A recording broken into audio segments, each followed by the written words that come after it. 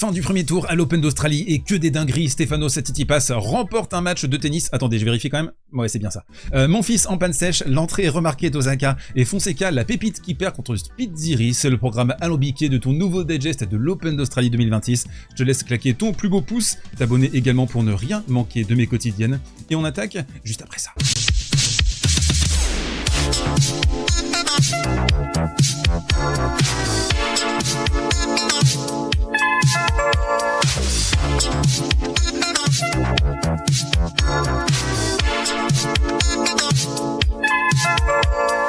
Vous l'avez peut-être suivi, Gaël Monfils a reçu un hommage après sa défaite face à Dane Sweeney, aucun lien de parenté manifestement avec Sydney Sweeney, et là où les Australiens sont très forts, c'est qu'ils ont aussi rendu hommage à Flavio Cobolli en plein pendant un double, celui qui opposait Sier Ostapenko à Buxa Perez, et je trouve que cet hommage...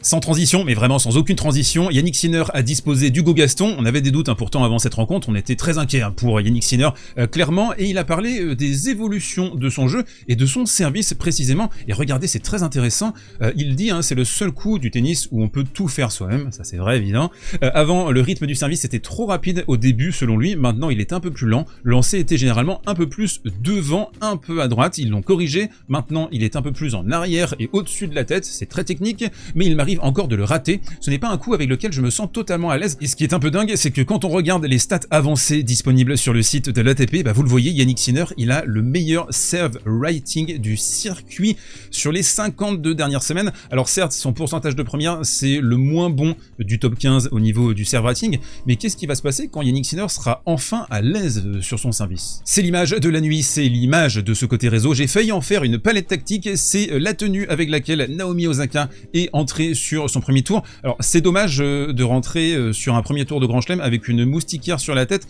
C'est des choses qui peuvent arriver, je sais que parfois on oublie d'enlever la moustiquaire. Et sans transition non plus, Dark Vador, aka Novak Djokovic, s'est exprimé de façon subtile sur le nouveau geste au service de Carlos Alcaraz. On en a parlé en preview de ce tournoi, je vous renvoie à la vidéo que nous avons faite avant cet Open Australie 2026. Et donc il a dit, dès que j'ai vu ça, je lui ai envoyé un petit texto, un petit SMS, je lui ai dit, on doit parler des droits d'auteur. Quand je l'ai vu ici, je lui ai dit qu'on devait discuter du pourcentage de ses gains à chaque ace, j'attends un petit hommage de sa part, on va voir s'il va respecter cet accord, on va voir aussi s'il va respecter le daron Novak qui se place toujours au-dessus de la mêlée et qui distille ses petits messages. On va parler de la pépite Joao Fonseca d'ici quelques instants, et on avait des questions sur ce match parce qu'on l'a vu moins bien servir, moins bien se déplacer, et on savait qu'il avait des problèmes de dos avant le tournoi, et en fait il a tenu à clarifier tout ça lors d'une petite discussion avec les médias brésiliens, et pour lui il n'y avait plus de problème de dos. Le problème, il le dit, vous le voyez en jaune, je ne sentais pas que j'étais encore à 100%, je ne parle pas de douleur ou de blessure, je parle de ma condition physique.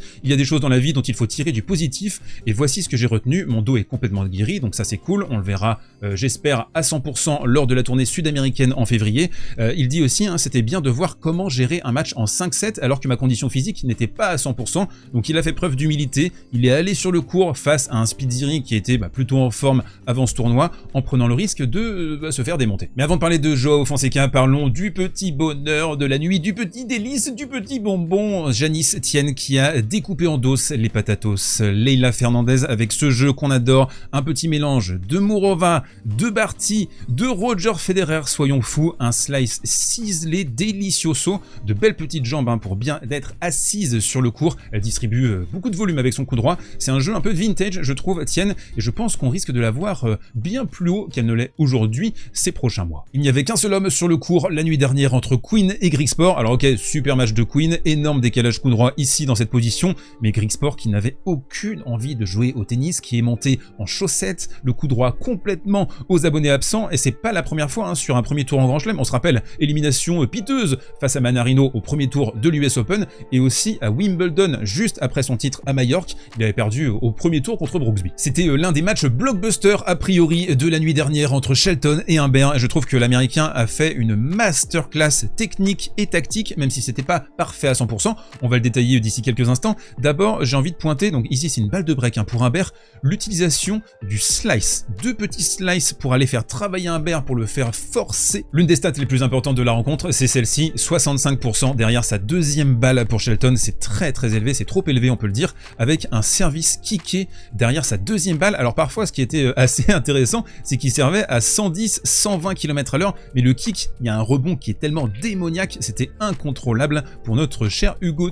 Et là où Shelton m'a beaucoup plu sur cette rencontre, c'est au niveau des changements de rythme, c'est au niveau de l'intelligence de jeu. On a parlé des slices côté revers, il a aussi su piquer parfois avec des frappes longue ligne en pleine intensité. Il m'avait beaucoup déçu au Masters dans ce secteur avec un tennis très caricatural. Alors attention, on parlait d'une performance pas tout à fait immaculée du côté de Benny dans ce match, et ça s'est matérialisé surtout à la fin de la deuxième manche avec 2 débreaks du côté d'Humbert qui certes se jette dans toutes les balles, mais Shelton un peu trop passif. Il laisse ici par exemple Humbert imprimer son rythme, imprimer son tempo. Et ce match, on n'en a pas encore parlé, c'était un duel de gauchers. Et là où Shelton a été très bon également, c'est dans son positionnement sur le service externe slicé d'Humbert qui ici va partir à la faute, va faire une double faute. C'est qu'il a vraiment bait, il a attendu de façon très excentrée sur son propre coup droit, là où il peut envoyer des retours télescopiques. Et on a senti qu'Humbert, il n'était pas très à l'aise dans ce secteur de jeu. Et pour terminer sur cette rencontre, un Humbert qui est trop parti à la faute également. C'est Shelton qui a été bon pour éprouver Humbert dans des rallyes intermédiaires et qui remporte ce match de façon globalement autoritaire et sèche. Nous avons assisté cette nuit également au dernier match de la carrière de Gaël Monfils, qui a été célébré d'ailleurs juste après cette défaite face à Sweeney. Alors est-ce qu'une célébration était justifiée pour un joueur qui n'a fait que 2 quarts de finale à l'Open Australie? Je vous pose la question dans les commentaires. Et pourtant, vous le voyez, un set, un break, le français qui servait pour le gain de cette deuxième manche. Est-ce que Sweeney aurait réussi à retourner la situation s'il avait été mené 2-7-0 par la légende Gaël Monfils? Ça, on ne le saura jamais, mais Gaël qui a vraiment queené au niveau physique dès le deuxième set. Là, par exemple, j'ai eu le temps de me faire 2 cafés, le temps qu'il se décale en coup droit et qu'il fasse une faute directe. Autre palette cruelle, mais nous devons en parler, 70 fautes directes pour Monfils sur 4-7, et là, vous le voyez, cette position-là en coup droit, généralement c'est pas bon quand vous êtes raide comme un piquet. Ça a été difficile franchement à regarder même pour Gaël dans le 3e, dans le 4e, à quel point il bougeait plus tous les jambes. Pourtant il est encore en position dans le 4e. Et ce qui aurait été sympa quand même à observer sur cette rencontre, c'est que Gaël nous a toujours donné un peu l'impression de pouvoir revenir d'entre les morts avec son jeu toujours aussi défensif. Sweeney qui va le contrer ici sur un énorme coup droit dans la diagonale et finir par s'imposer. Nous jetterons un voile pudique sur la performance de Pechi Perricard globalement, mais surtout dans la 5e manche. Je pense que physiquement il en pouvait plus, il était rôti avec un très mauvais jeu, un slice baduf, une double faute et un français qui a fini par exploser sur la dernière partie de la rencontre. Il est censé être la nouvelle pépite du circuit, il perd contre Elliot Spizzirri, c'est Joao Fonseca qui s'est fait agresser par l'américain, 22/32 au filet, qui je pense a compris, a senti que fallait faire défendre Fonseca, fallait tester un peu ce bas du dos qui apparemment allait très bien. Avec tout le respect, le doute m'habite néanmoins, avec un Fonseca qui a servi très régulièrement sous les 200 km/h. On a vu aussi beaucoup de coups droits forcés. Alors ça peut lui arriver de toute façon. On l'a beaucoup vu depuis le début de sa carrière, mais on sentait dans les changements de direction, dans les reprises d'appui, c'était pas du Fonseca Prime du tout. Et ça, au-delà de cette défaite au premier tour là contre Spizzirri, je pense qu'au niveau athlétique, au niveau des déplacements,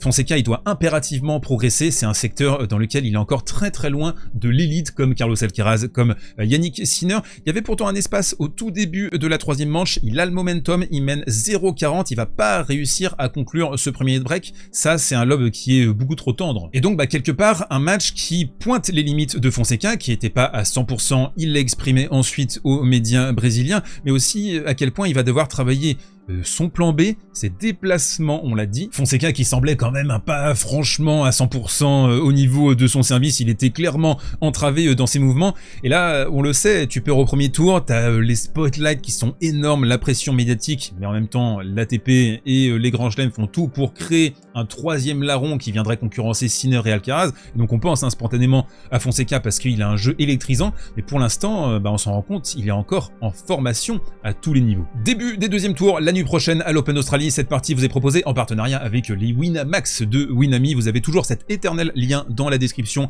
jusqu'à 100 € en cash remboursés sur votre premier pari. SV10 aussi pour les premières inscriptions. Et puis si vous avez 1 € sur votre compte Winamax, je le rappelle, vous avez accès en streaming à tous les matchs de l'Open Australie. L'offre, elle est réservée aux majeurs. Alors on regarde les matchs de la nuit prochaine et j'ai envie de partir personnellement sur le petit Fabian Marochan face à Kamil Maïchak. En tout cas, je crois que c'est comme ça qu'on le dit. Victoire de Fokina contre Riley Opelka. Je la sens bien celle-là en 4-7 potentiellement. Alexander Bublik, alors je sais pas ce qui s'est passé au premier tour. Ça devait être un accident beaucoup trop concentré face à Jenson Brooksby qu'il a écarté en 3 manches assez sèches. Je le vois également s'imposer dans cette opposition. Victoire de Nuno Borges également à 1,50 face à Jordan Thompson. Et la grande question française de la nuit, c'est est-ce que Corentin Moutet sera en pleine forme pour défendre ses chances face à Michael Zeng qui a sorti Manu Militari, Sébastien Corda. Je vais partir sur Corentin Moutet, mais attendez peut-être les premiers jeux pour être vraiment sûr de ce qui va se passer. Et puis un 7 pour Alexandre Muller demain matin face à Alexander Zverev. On se retrouve demain du coup pour en parler. D'ici là, portez-vous bien, prenez soin de vous et mangez des pâtes.